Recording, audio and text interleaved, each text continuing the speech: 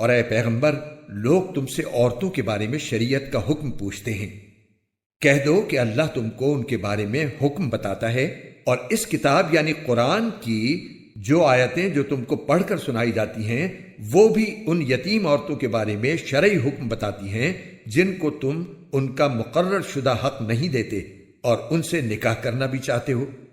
نیز کمزور بچوں کے بارے میں بھی حکم بتاتی ہیں اور یہ تاکید کرتی ہیں کہ تم یتیموں کی خاطر انصاف قائم کرو، اور تم جو بھلائی کا کام کرو گے اللہ کو اس کا پورا پورا علم ہے۔ اور اگر کسی عورت کو اپنے شوہر کی طرف سے زیادتی یا بیزاری کا اندیشہ ہو تو ان میاں بیوی کے لیے اس میں کوئی مذائقہ نہیں ہے کہ وہ آپس کے اتفاق سے کسی قسم کی صلح کر لیں، اور صلح کر لینا بہتر ہے۔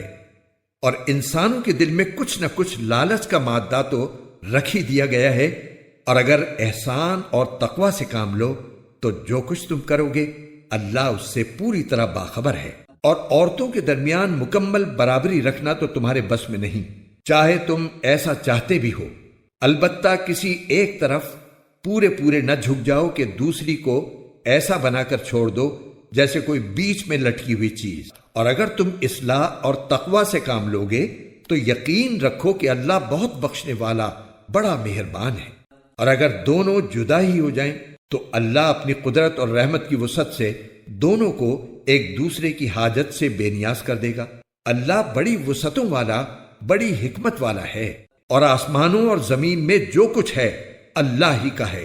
ہم نے تم سے پہلے اہل کتاب کو بھی اور تمہیں بھی یہی تاکید کی ہے کہ اللہ سے ڈرو، اور اگر تم کفر اپناؤ گے تو اللہ کا کیا نقصان ہے، کیونکہ آسمانوں اور زمین میں جو کچھ ہے اللہ ہی کا ہے، اور اللہ ہر ایک سے بے نیاز اور بذات خود لائق تعریف ہے۔ اور آسمانوں اور زمین میں جو کچھ ہے اللہ ہی کا ہے، اور کام بنانے کے لیے اللہ ہی کافی ہے۔ اگر وہ چاہے تو اے لوگو تم سب کو دنیا سے لے جائے اور دوسروں کو تمہاری جگہ یہاں لے آئے۔ اللہ اس بات کی پوری قدرت رکھتا ہے۔ جو شخص صرف دنیا کا ثواب چاہتا ہو اسے یاد رکھنا چاہیے کہ اللہ کے پاس دنیا اور آخرت دونوں کا ثواب موجود ہے۔ اللہ ہر بات کو سنتا اور ہر چیز کو جانتا ہے۔ اے ایمان والو، انصاف قائم کرنے والے بنو، اللہ کی خاطر گواہی دینے والے، چاہے وہ گواہی تمہارے اپنے خلاف پڑتی ہو یا والدین اور قریبی رشتہ داروں کے خلاف۔ وہ شخص جس کے خلاف گواہی دینے کا حکم دیا جا رہا ہے، چاہے امیر ہو یا غریب، اللہ دونوں قسم کے لوگوں کا تم سے زیادہ خیر خواہ ہے، لہذا ایسی نفسانی خواہش کے پیچھے نہ چلنا جو تمہیں انصاف کرنے سے روکتی ہو۔ اور اگر تم توڑ مروڑ کرو گے یعنی غلط گواہی دو گے یا سچی گواہی دینے سے پہلو بچاؤ گے تو یاد رکھنا کہ اللہ تمہارے تمام کاموں سے پوری طرح باخبر ہے۔ اے ایمان والو، اللہ پر ایمان رکھو اور اس کے رسول پر اور اس کتاب پر جو اللہ نے اپنے رسول پر اتاری ہے، اور ہر اس کتاب پر جو اس نے پہلے اتاری تھی۔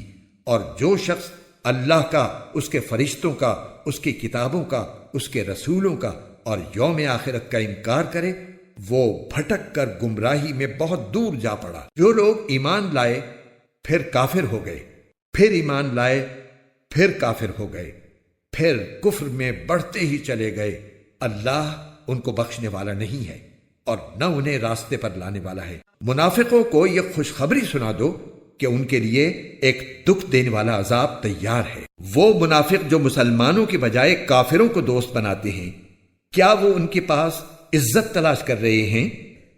حالانکہ عزت تو ساری کی ساری اللہ ہی کی ہے، اور اس نے کتاب میں تم پر یہ حکم نازل کیا ہے کہ جب تم اللہ کی آیتوں کو سنو کہ ان کا انکار کیا جا رہا ہے اور ان کا مذاق اڑایا جا رہا ہے تو ایسے لوگوں کے ساتھ اس وقت تک مت بیٹھو جب تک وہ کسی اور بات میں مشغول نہ ہو جائیں، ورنہ تم بھی انہی جیسے ہو جاؤ گے۔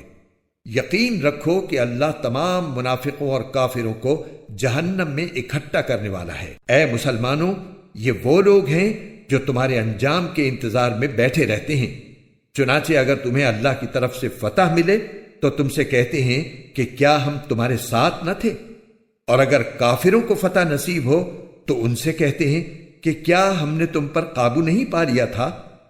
اور کیا اس کے باوجود ہم نے تمہیں مسلمانوں سے نہیں بچایا؟ بس اب تو اللہ ہی قیامت کے دن تمہارے اور ان کے درمیان فیصلہ کرے گا، اور اللہ کافروں کے لیے مسلمانوں پر غالب آنے کا ہرگز کوئی راستہ نہیں رکھے گا۔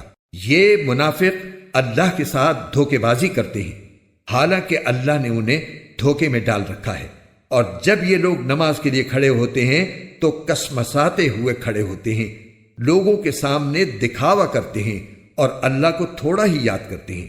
یہ کفر و ایمان کے درمیان ڈاواں ڈول ہیں، نہ پورے طور پر ان مسلمانوں کی طرف ہیں نہ ان کافروں کی طرف، اور جسے اللہ گمراہی میں ڈال دے تمہیں اس کے لیے ہدایت پر آنے کا کوئی راستہ ہرگز نہیں مل سکتا۔